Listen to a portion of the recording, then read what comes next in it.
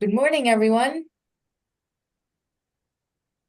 My name is Jessie. I am part of the ATAC team with Disability Rights New Jersey, and um, welcome to today's presentation. Our presenters, Brian and Adam, are all ready to go. So without further ado, I will let them take it away. Sounds good. Thanks, Jess. Thank you, Jess.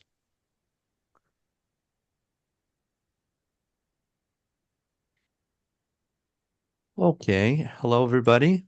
My name's Adam Krass, and with me today is Brian Friedlander, and we are going to talk about, assistive technology for students with dyslexia and learning disabilities.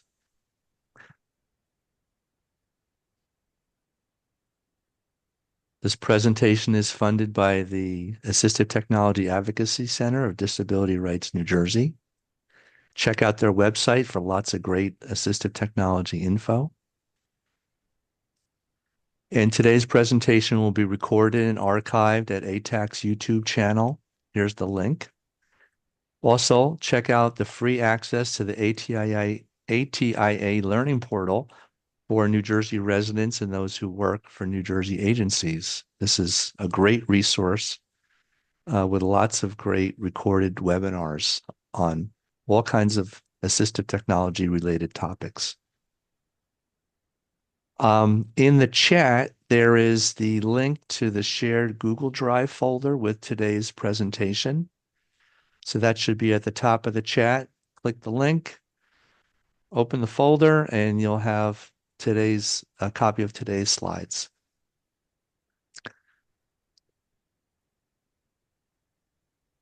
Two upcoming assistive technology webinars. The first will be on May 13th at 10 a.m. That's assistive technology for transition from high school to college, to work, to community involvement. The other webinar we're doing in May will be assistive technology supports for note-taking for students transitioning to college. So this will be focused on upper high school students or middle school students getting ready for college. And that'll be on Tuesday, May 27th at 12 noon.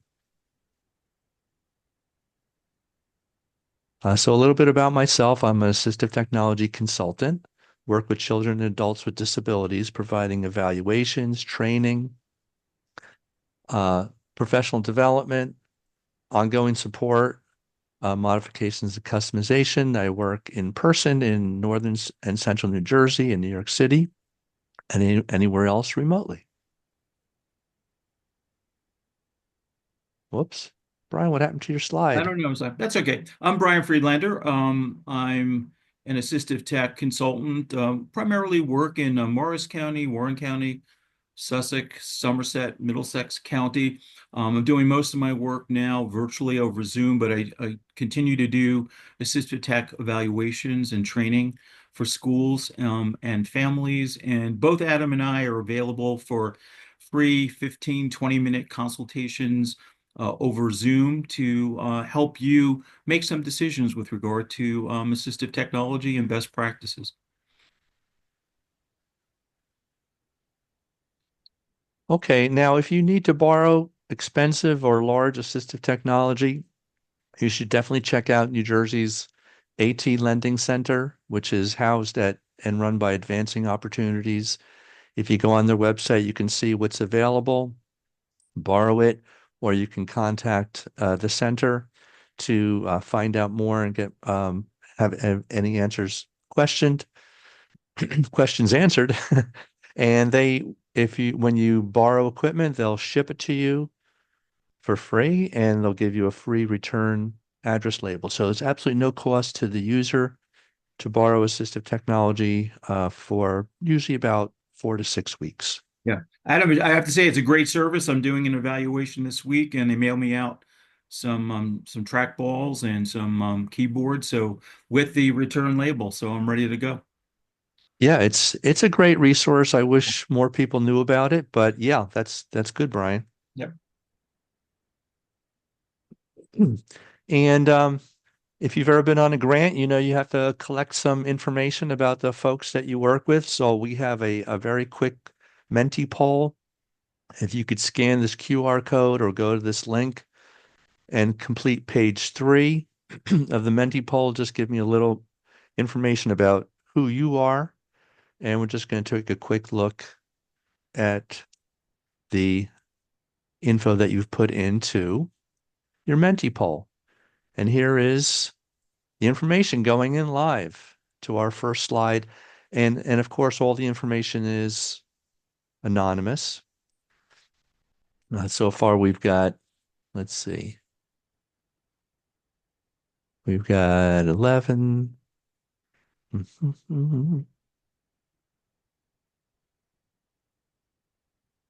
Whoops.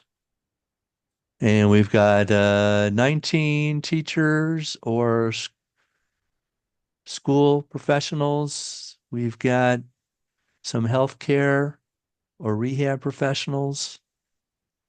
Looks like today's mostly school folks, teachers, and other folks that work at schools. That's great.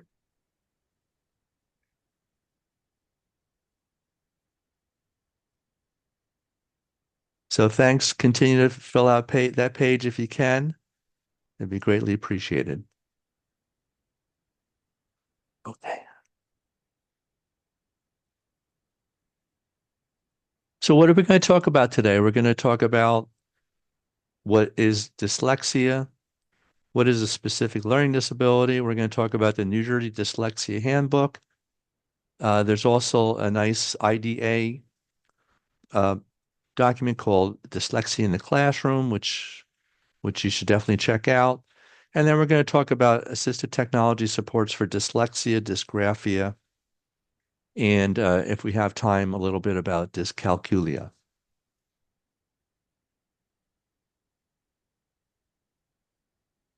Now, I just wanted to just briefly talk about the New Jersey Dyslexia Handbook. This is produced and recently updated by the New Jersey Department of Education. Here's the link to the whole guide. And most of the assistive technology information is on pages 48 to 51. So if you open it up and you can advance to page 48, you'll see examples of assistive technology supports. And we'll be talking about some of these later, but they include things like text-to-speech software, audiobooks, dictation technology, keyboards and word processing software, word prediction software, electronic spelling and grammar checkers, and recording devices such as recording pens for note-taking support. But we'll be getting into a lot of these in greater detail, but these are the ones that are specifically listed in the New Jersey Dyslexia Handbook, FYI. Okay, so what is dyslexia? It's also known as a specific learning disability for reading, and it may include slower reading because you have difficulty with processing and understanding words, difficulty with writing and spelling, problems with how you store words and the meanings in your memory, and trouble forming sentences to communicate more complex ideas. And these definitions were pulled from the Cleveland Clinic website. Now, Brian, I think you also found Yep. another definition of dyslexia. Yes, this is from the IDA, and this is the most recent definition. I think it's important to just consider that for many years, uh, s- schools schools were not allowed to use the word dyslexia, so members of the child study team had to refrain from using it. And what happened over time is that a lot of the parents, and parent advocates were kind of up in arms because what was happening is a lot of students who had dyslexia were not being identified as such. They were just being identified as having a specific learning disability. And with like New Jersey decoding and parent advocacy groups, they kind of changed how schools could identify as well as use dyslexia. And then more importantly, it became really important, the science of teaching students reading. And so now with dyslexia being identified, it changed really many of the practices in the public schools in terms of getting teachers certified in different methodologies that are scientifically supported to help students, especially around the, decoding and fluency areas that students with dyslexia are very weak in. So it was really important that we begin to use the word dyslexia and then apply, research-based methodologies for teaching students with dyslexia. And IDA is the International Dyslexia Yeah. Association. Yes. Okay. And there's also on page 4 of the New Jersey Dyslexia Guide, there's a full page of definitions. So if you like definitions, we've given you two pretty comprehensive ones. So certainly the other challenge is that both Adam and I, we tend to work with a lot of students who also have dysgraphia, and dysgraphia is really, it's more than just difficulty reading the student's handwriting. Oftentimes it's associated not only with letter formation, penmanship, but difficulty with spelling and also constructing and composing essays, research papers, and grammar. So oftentimes, while certainly students would benefit from occupational therapy, it goes beyond that. It's really kind of more of a language-based disability, which impacts on like, spelling, grammar, and composition. That's a good point, Brian, because a lot of times writing is broken down into the motor part of it.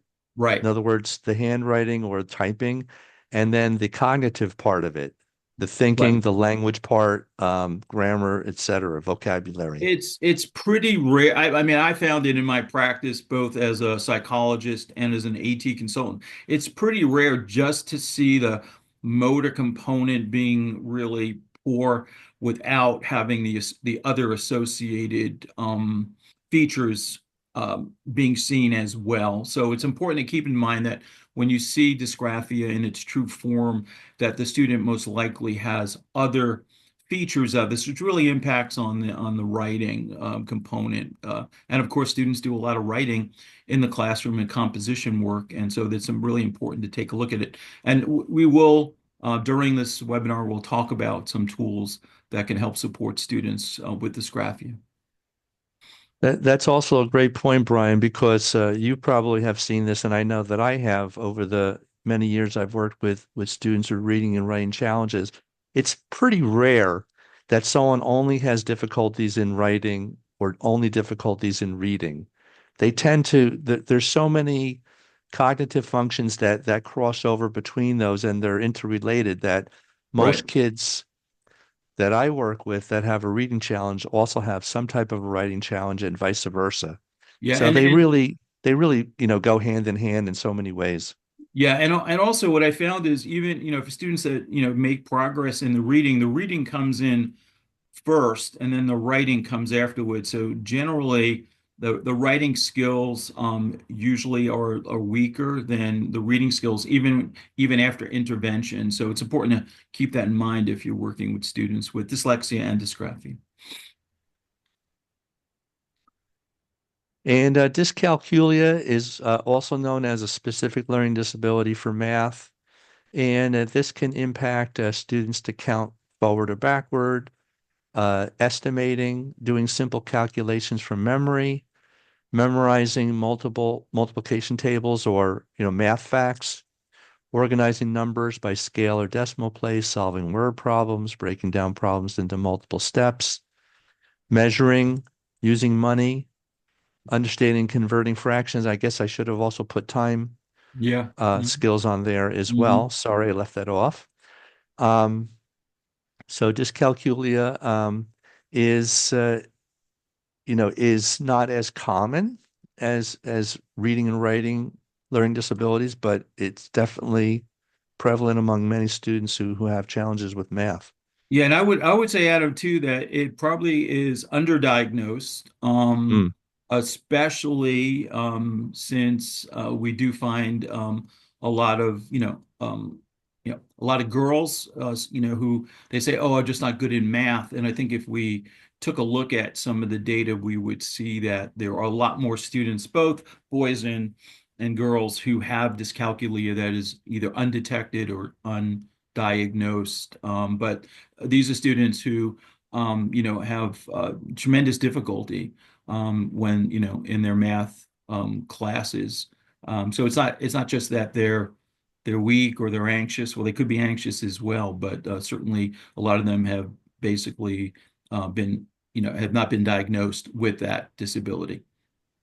The other thing that's interesting is if you're working with kids who have significant physical disabilities, they may have missed out as a baby or a young child with the opportunity to manipulate objects, Hmm. blocks, Hmm. blocks, play with toys. Those actually form the building blocks of math. So for kids who missed out on that, make sure that you're giving them opportunities to do it virtually so that they Right. can start to build those foundational math skills. Good point. Um, Now, throughout everything we're talking about today, we're going to be talking about providing students with accessible educational materials, or AEM. And this is just an across the board good practice when you're working with students with disabilities, and to make sure that their educational materials are in the format that is accessible to the student. Um, and this primarily focuses on digital copies of reading and writing and math materials, um, to give students that flexibility to access that content in a way that works best for them and works with the assistive technologies that they use. And just a point, keep that slide up. I mean, if for students that have print disabilities, these are the four different components. Students who have visual impairments may need Braille. Some students may need large print, audio books, or books with text to speech, and also digital text. So these are the formats that are considered accessible educational materials. And throughout this webinar today, we'll talk about tools that will allow you to, create, these kinds of materials to make materials more accessible for students. All right. So one of the areas that we're going to take a look at is how can we help students access text and information in different ways. And if we think about universal design for learning, this is where this concept, this idea can come in. And we're going to show you some technologies and some AI that can take a look at provide students with some background support, or even change the level of text so that it's more understandable. And certainly, a lot of teachers and students are using audio books, and there's also a tremendous opportunity with some of the new AI tools like Google Notebook LM, which I'll talk about, that allow you to create basically podcasts with material so that we can really change the way we're delivering information to students that have reading disabilities. And I will show you some in a couple slides forward. Okay.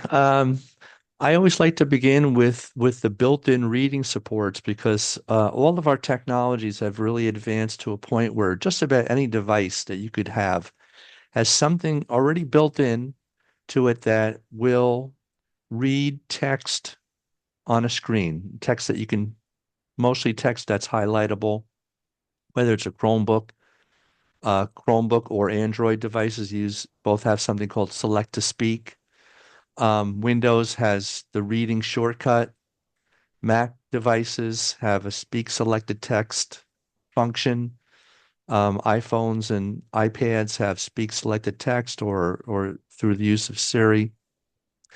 And all of these are typically found in the accessibility settings or adapted access, or sometimes they have different names.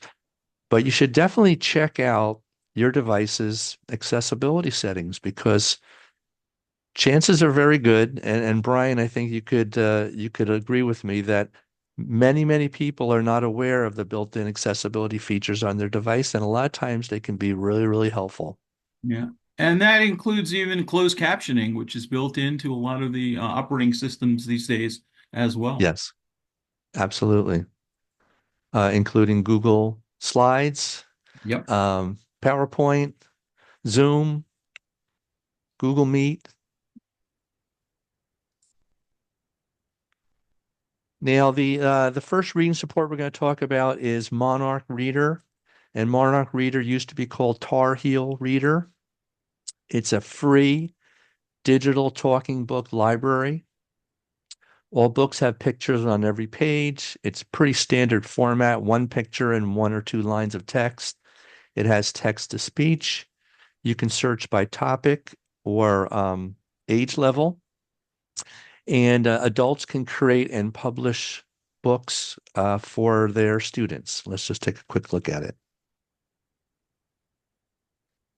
So the Monarch Reader has thousands and thousands of books. It's free. You can type in any any topic here. Let's say if you know someone that really likes whales, you could search for books about whales. Let's see what they have. So I've got 1, 2, 3, 4, 5, 6, and let's just take a quick look at a book.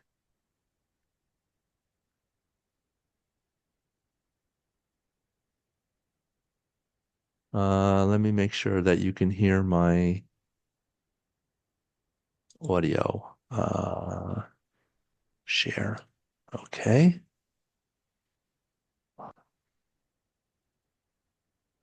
Humpback whales eat krill. And I can adjust the voices a little bit. Um, and one thing I found to be really helpful with Monarch Reader is when I'm working with students who have very limited interests, or they're interested in only one thing or maybe two things, I can often find a book that's on that topic in Monarch Reader.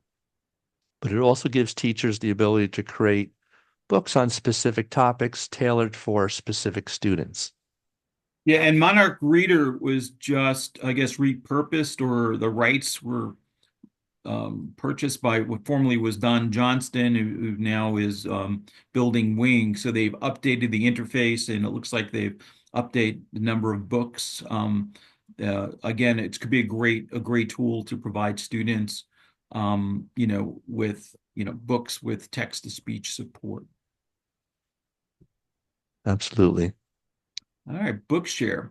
Um, it's funny, Adam and I were going over a slide deck yesterday, and we said, should we mention it? And I said, yeah, I mean, there's still a lot of people that may not be familiar with Bookshare. I'll do a quick demo. Bookshare is free. It's free for students with print disabilities. It has over 1.2 million books, and it they've just updated the text to speech, so it's not as robotic as it used to be, and it works on multiple platforms. So I'm gonna share my screen. All right, I'm going to stop sharing. Can you see my screen now, Adam? The Bookshare screen? Yeah. Okay. So this is Bookshare. And this is what's nice is that it plays right within the browser, and then of course you can listen to books on just about any device. And students can change the setting, the speed, the look and feel, and under audio, they've added Google US English, so it sounds a lot better than it had. And then simple interface, hit play. The Rocket Kids ask for help. Terrence Boylan and Bruce Cook had a dream. They wanted to soar past the clouds and explore space. It was a big dream in 19... I just want to mention again that this service is totally free. It requires the pediatrician, a child safety team member to fill out one form and check off one box that the child has a print disability or specific learning disability, dyslexia, and that's all that's needed for the student to get access to this. So again, if you have limited budgets, it's a great tool. They have lots of material in there, including magazines, newspapers, and and even trade books that you might be using in your classroom. I just wonder, are there any questions? I see where there's something. Any I questions? don't see any questions popping up in Okay. the chat, but I Okay. am assessing it as we go. Okay. All right, Adam, I give it back to you.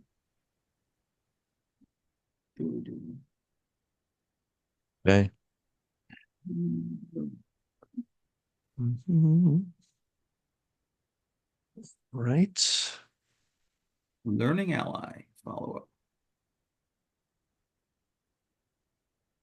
Okay, so Learning Ally is kind of like the twin brother of Bookshare. They both have digital talking books. They're both web-based, but there's a couple of differences. Learning Ally is a subscription base, while Bookshare is free for students with 504 plans or IEPs. And the other difference is that while Bookshare uses synthesized speech, Learning Ally uses recorded human speech. Another difference is that Bookshare will highlight word by word as it's speaking the words. Learning Ally tends to highlight sentence by sentence. So they're a little bit different. I think it's always good to show students both. However, most school districts tend to use one or the other. So if your school district uses Learning Ally and it's not working well for the student, it's pretty easy to add Bookshare without any additional cost. Um, and Bookshare also has a larger library. It's probably about 3 times as many books as Learning Ally, but they both have a lot of books. The other thing I want to mention, Adam, is that for anyone that's utilizing these services is that it's a good practice, like at this time of the year, to project and see what books or textbooks your students are going to need, and search both platforms to see if they're available. Both organizations are definitely willing to record new titles as long as there's a need. So if you, like I said, if you do an audit now, figure out what you need, you can, request that they record the book and give them enough time to do so. And I found that to be a really good strategy. That's great. So, right, if you're planning for next September, Right, correct.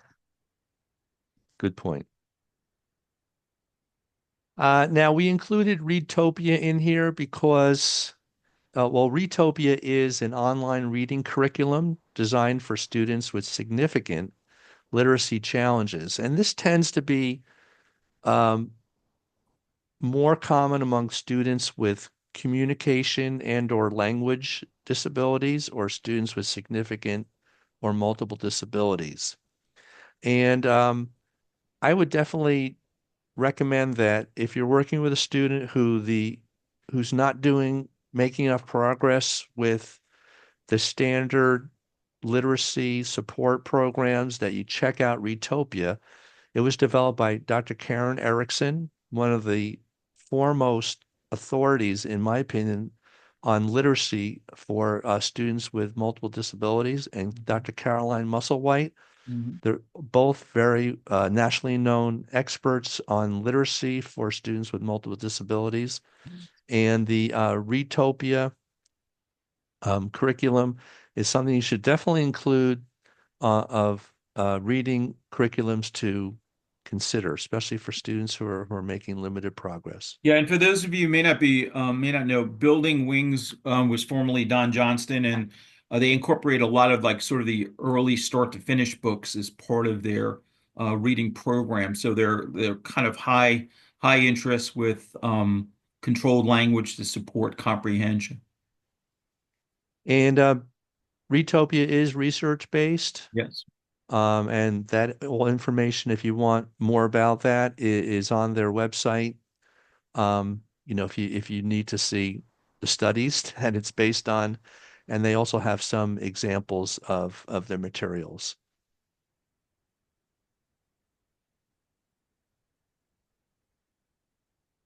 The next reading support is Read and Write for Google. And many districts have discovered Read and Write for Google. It's a Chrome extension. So it'll work on a Chromebook, a Windows computer, or a Mac computer with the Chrome browser, as well as tablets. And it has a special toolbar with specific reading supports. And this is great for reading website text, reading any highlightable text, but also it has things like virtual reading guides and simplified page tools. I'm just going to show you some of our favorite tools briefly in Read and Write for Google. And Adam's going to show it, but one of the things they recently added, if you haven't taken a look, they added AI speech engines, which really improves the quality of the text-to-speech support.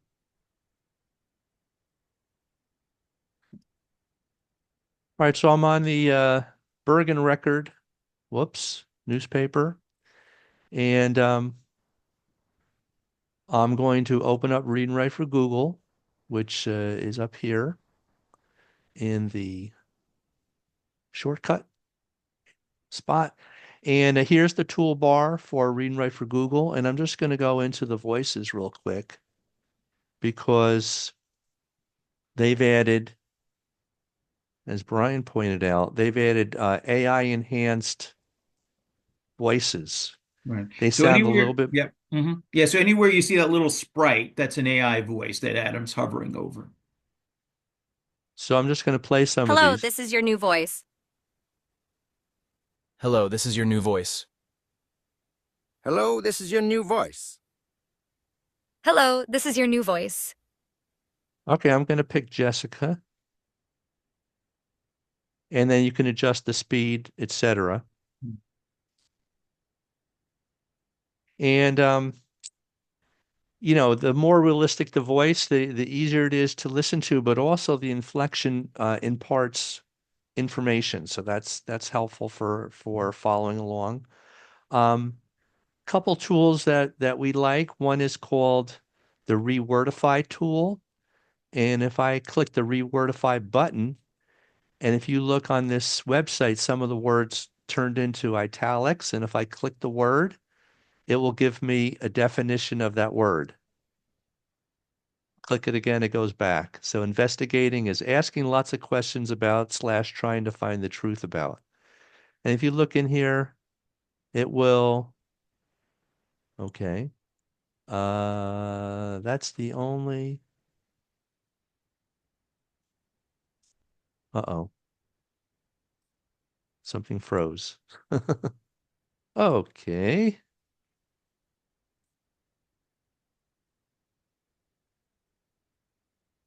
Okay. What happened there? I don't know. Oh, well. Another tool that you want to check out if you want to try Read and Write for Google, and you can get a 30-day demo, is the Simplify Page tool. And what this does is it strips out all the ads and pictures and just gives you the text, which you can modify. You can change the reading level of the text, and you can change the appearance of the text as well as having it read out loud. Okay. Looks like my The whole computer go. Oh geez. Well, let me see if okay, dude. I think I'm back. Okay, great. Okay. You look back. Yeah, I do. All right, sorry. All right, let's find our slide again. Dun, dun, dun, dun, dun. Okay. All right. So that's Read and Write for Google. And so, if you're working with, certainly elementary school students and you're looking for other reading supports, Clicker is a great application. And especially if you're working with students that have motor disabilities. Clicker can support, switch users, eye gaze users, and Clicker also has a library of books at, I gotta learn, it should be Learning Grids, I'll correct that, learninggrids.com. And these are pre-made both books that are available as well as reading material. I'm going to quickly share my screen just to give you an idea. So this is the spring counting book. Now, all these books can be basically downloaded and used if you have Clicker. They all have text to speech. Spring counting. And you notice it highlights the text.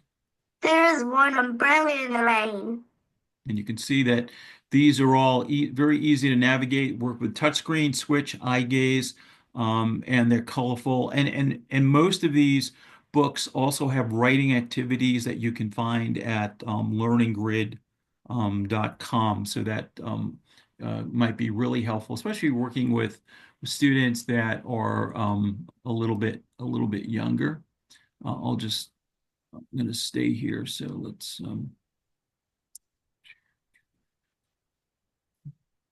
So I wanted to share with you a new tool. Some of you may be familiar. It's called Brisk Teaching, and it's, I think, a great tool for lots of different ways because you can change the reading level of the text. It also you can create study guides, and just want to show you how this tool works because I think that it does a really great job. The interface is kind of interesting. You can see the little brisk icon here.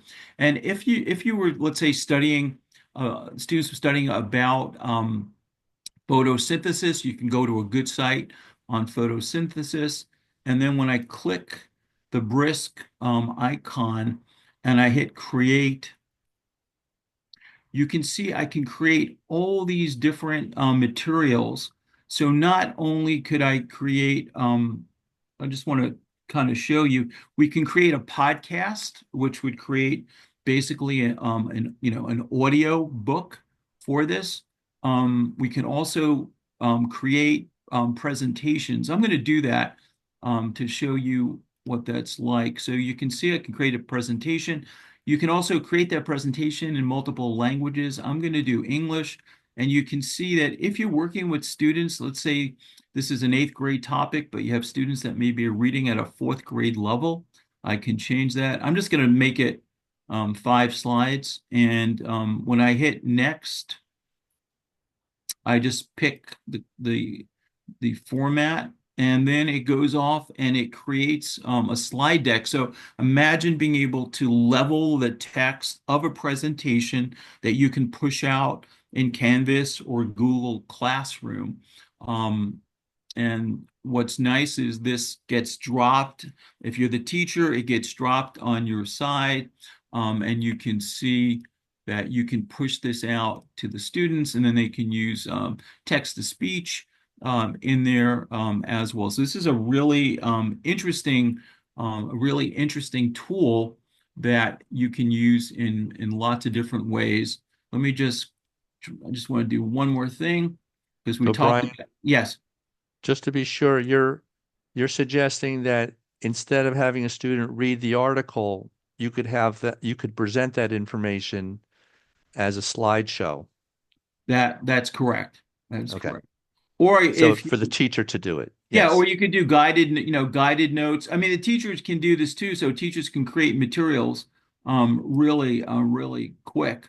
The other thing too, which is kind of interesting, if you're looking, this can also create lesson plans and quizzes, not only in a Google Doc, but in a Google form, which is very accessible for students that need that text-to-speech support. I'm just going to click on the podcast, and you can see I'm just going to hit this, and it's going to go out and it's going to create an audio podcast. Again, you can drop this into Google Classroom and just provide another way for students to have access to the information in an audio format. And you can see there's how easy. I'm just going to hit the play button so you can just listen to it, and then I'm not going to play the whole thing, but Hello, everyone. Welcome to Science Explorers. I'm Sophia, and today we're going to learn about something super important called photosynthesis. Hi there, I'm Miguel. Photosynthesis might sound like a big word, but it's actually something really cool that plants do every day. That's right, Miguel. Photosynthesis is how plants make their own food. So you get the idea. You can link this, you can download it, and provide it as a resource for your students. So there's a Brian, lot. Yes, you got two questions go about ahead. Brisk. Okay. Does Brisk comply with student data privacy requirements? Okay. And is it just a Chrome extension? It's a Chrome extension, and I would say more. There's also like a teacher dashboard. So teachers, if they push out different assignments, can see who's utilized it. I would have to check. I believe it is compliant, but I would certainly have to check. Check back. This is being used in the United States by lots of different school districts and even some in New Jersey at this point. They're a relatively new company, but they're doing some really incredible work, with text and AI. But I can get back to anyone that's interested in this and provide you with more information. Great. And just a quick note, this is a relatively new tool. This is a scanning pen called Scan Marker Pro. This is like just-in-time kind of device, so a student can turn this on and scan text and have it read out loud in high-quality text-to-speech. It supports Bluetooth, so students can listen to it on a Bluetooth headset or their Apple earbuds. And it does support over 110 languages. So it will, if you scan in English, you can hear it in Portuguese, Arabic, Hebrew, as long as it's connected to Wi-Fi. So this supports both Wi-Fi and Bluetooth, and could be a really good support for students that need that just-in-time support in a classroom. Maybe they're mainstreamed in science and social studies and need some of that reading support when the teacher gives out that worksheet. This can also scan and read digital displays as well. All right, back to you, Adam. Okay.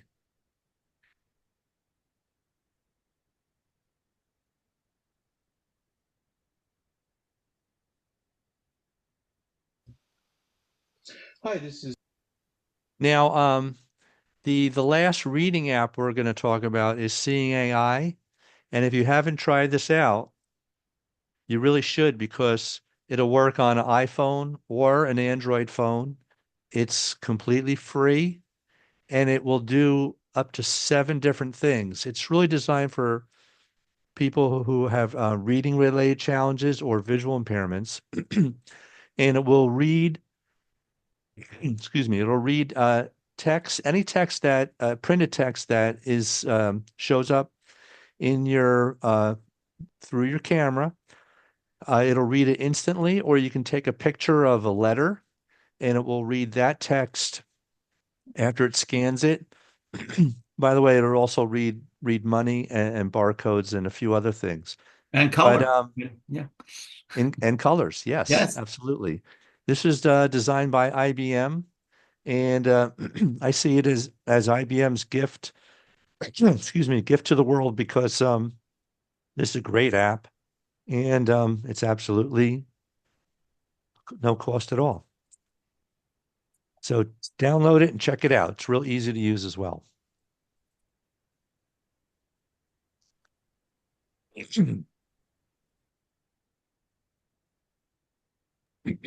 Pardon me. You good? So next yeah, you want to do this next? Yeah. Talk about So next slide. there's lots of different tools for composing and writing, and certainly, OTs can provide you with all kinds of, accessories to help the students with their handwriting. But certainly we can look at applications that can provide word banks, graphic organizers, and Adam's going to talk a little bit about the ability to go from speech to text. And I will also show some new features of word prediction that were built into, read and write for Google Chrome.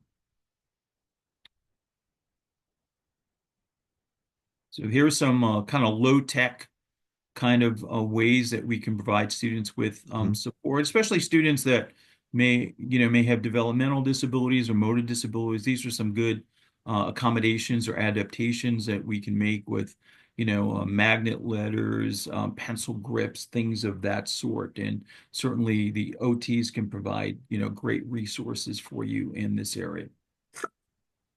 Yeah, I always like to include flip books because a flip book is writing as well.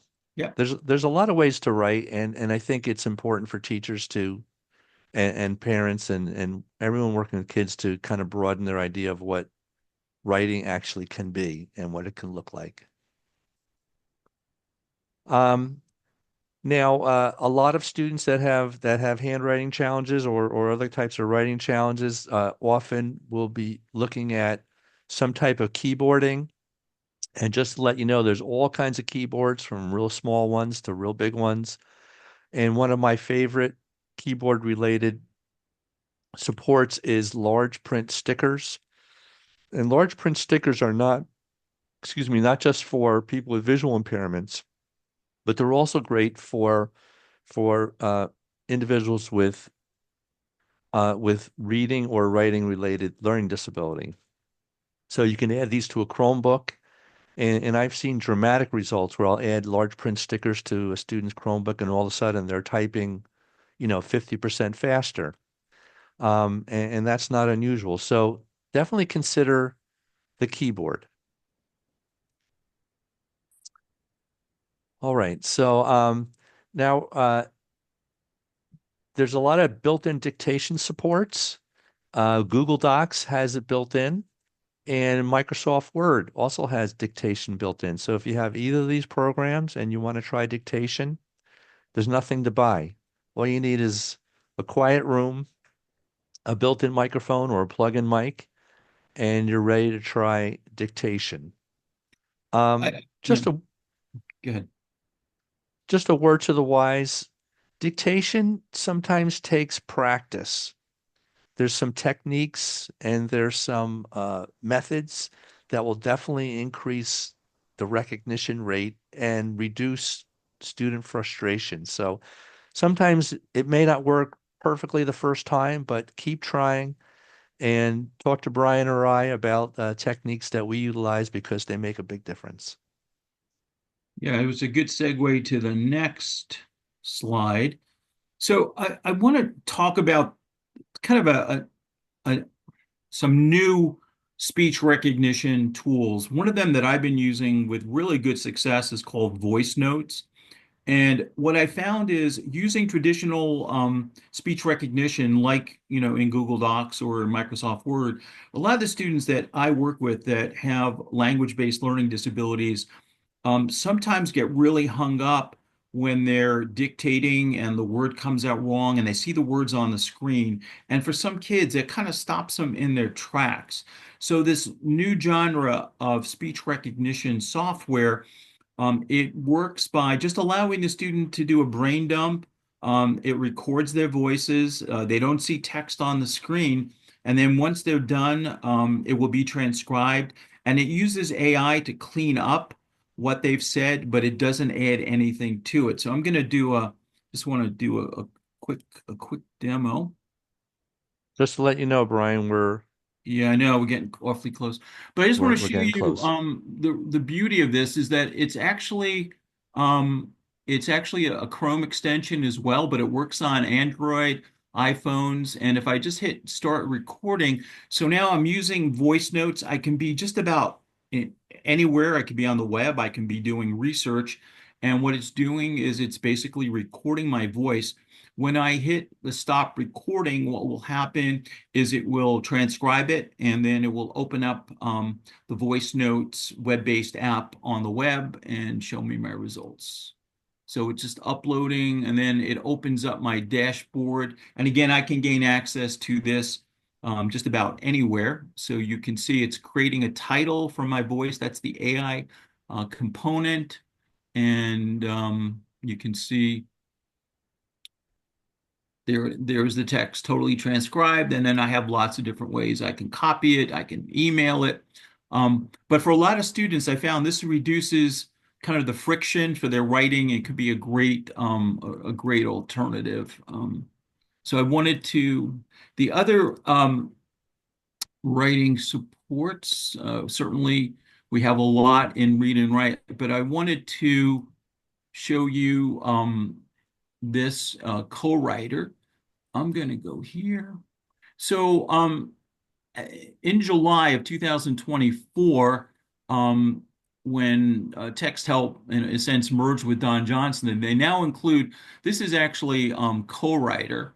And just last week, they added the ability to create topic dictionaries from the page or topic dictionaries from a selection. So if your students are working on photosynthesis, I can just click on this, and what will happen is you can see it created a topic dictionary. So when I click on, say I go to Google Doc.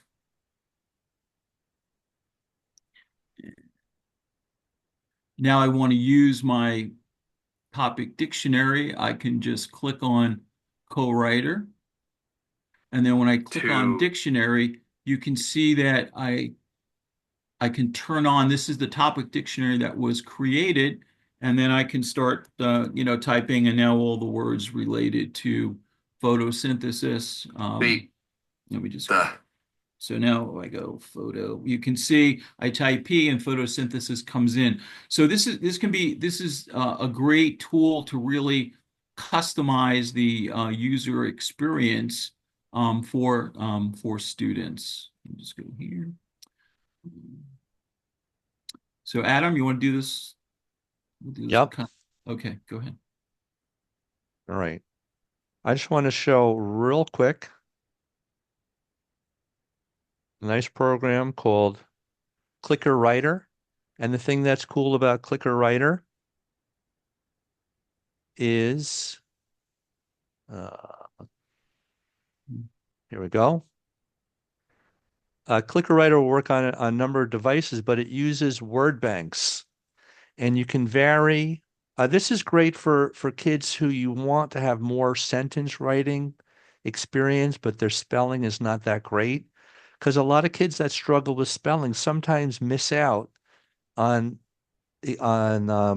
writing sentences because they're kind of stuck at the word level. Adam, But did you want to show that, or we're just going to talk about yeah, it? I have it right here. Can you see it? No. Oh, sorry. Sorry. Okay. So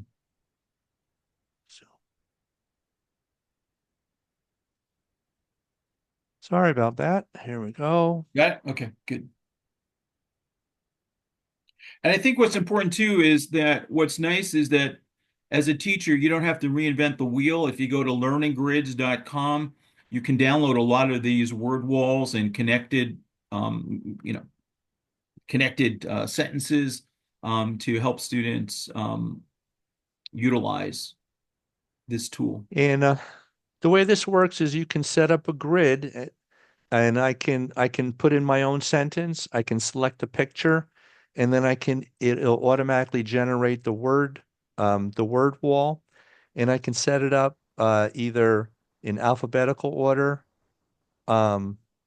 random order, sentence order, or the guided order, which is one that I like, and it will help you to figure out which word to select. So when I select it,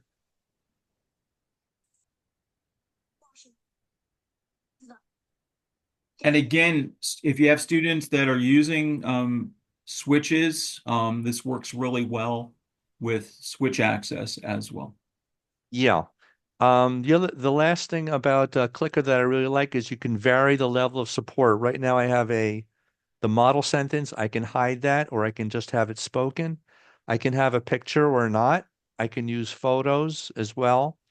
And it does provide a lot of support for sentence writing. Clicker Writer. I got time for one more. I'm gonna. I think so. I think we have time for one more. I don't see one. Okay. All right. So you guys see my screen. All right. So I just You want me want to stop sharing? Yeah. Can you see my screen yet? No. Yes. Okay. So this is AOA, and many of us who have been in the field quite some time have, certainly used graphic organizers to help students with writing, organizing, and have used inspiration over the years. This is a new genre of graphic organizers. It's called AOA. And what's unique about this and especially useful, is for students who have difficulty generating ideas. So using AI, this can help the student with I call blank screen paralysis. So if they're writing something about, let's say, global warming, what they can do is generate the idea. I could have images and notes. And when I click create, I'm just going to put dyslexia. Do you see my screen, Adam? Adam? I see it. You see it? Okay. When I hit create, it will go out and create a mind map with ideas around global warming. And then the student can not only see this as a visual map, but can also see it as an outline as well. So you can see, I probably shouldn't have put the dyslexia in there, but you get the idea. Students can see this as an outline, and they could export this, as a text document or a Microsoft Word document and continue to write about it. In addition, with each one of these items, they can come in here and they could continue to take their notes or actually use the speech recognition built into, whether it be Mac, Chromebook, or Windows, to get their ideas down. So this is a really interesting tool, and it also, for those students with language-based learning disabilities, it can also use AI to summarize information in a YouTube video or even a study guide that teachers may give. It can actually parse the information and create a visual for the student. So we hope that you found that helpful and maybe give you some new tools. Adam and I were trying to figure out, we do a lot of this, but we wanted to include some new tools and some new ways of thinking about providing reading and writing supports for students with dyslexia. So just wonder, before we go, I know we're a little bit over time, but does anyone have any questions? I'm seeing a lot of thank yous so far. Okay, all right. Um, And if you want, please feel free to reach out to either Adam or I. If you Ryan, have can you questions. can you Oh, advance to the Menti slide? yes, I could. Is that the one? Oop. Yeah, if you can, it would be great if you could complete pages 4, 5, and 6. It only takes a minute of the Menti poll, so we can get some more feedback on today's presentation, and would be greatly appreciated. And we appreciate all of you being here today. And your questions are definitely helpful, and we hope to see you at another webinar. And the last slide has our contact information. And remember, this will be archived in the Attack NJ YouTube site. So if you have colleagues that you think might benefit, they can always take a look at the YouTube video that's been archived. and we do Brian, have can these you? slides going out to registrants, so Oh, great. that Excellent. is all set up. And Brian, if you could just show the last slide, has all of our contact info. Yep. And if there's any topics that you want to discuss in greater detail, please reach out to Brian or I. We'd be happy to Yeah. to do that with you. And Adam and I are available to do these, for school districts as well. So if you're looking for professional development in your school district, we're available for that as well. Thank you, Jesse. Sure, Thanks, Jeff. I'm gonna stop the recording now, and Okay. I see a bunch of other thank yous rolling in, so. Okay, great. It was great having everybody